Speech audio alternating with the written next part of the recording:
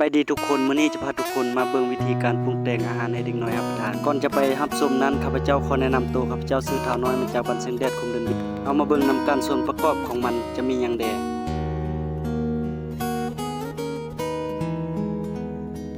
อันที่1ก็จะมีข้าวสารที่เราแช่น้ำนั้น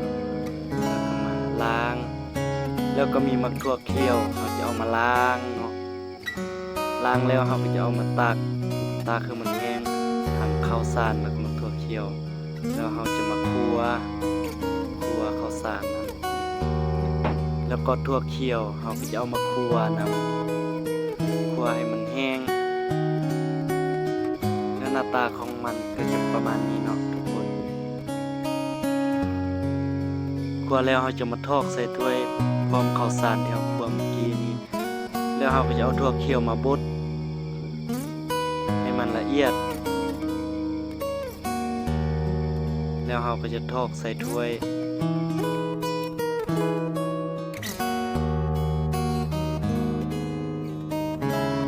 แล้วเราก็จะเอาข้าวคั่วที่เราคั่วเมื่อกี้นี้มาบดนำ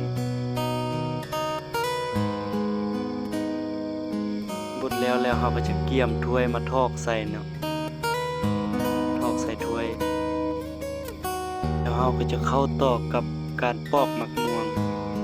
แล้วก็ขูดใส่ถ้วยแล้วเราก็จะเอามาวางไว้แล้วมาเบิ่งส่วนประกอบของมันอันที่1น้ำมันหอยอันที่2หมักม่วงที่เราขูดอันที่3ถั่วเขียวกับข้าวคั่วที่เราบด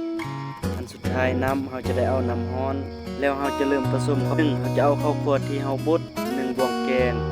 แล้วก็ต่อถั่วเขียวครึ่งบวงแกงน้ำมันหอย1บวงกาแฟแล้วหมักม่วงที่เราขูด1บวงแกงสุดท้ายเราจะเอาน้ำร้อนใส่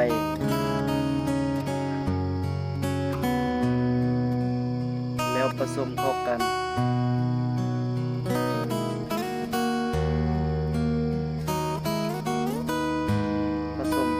แล้วเ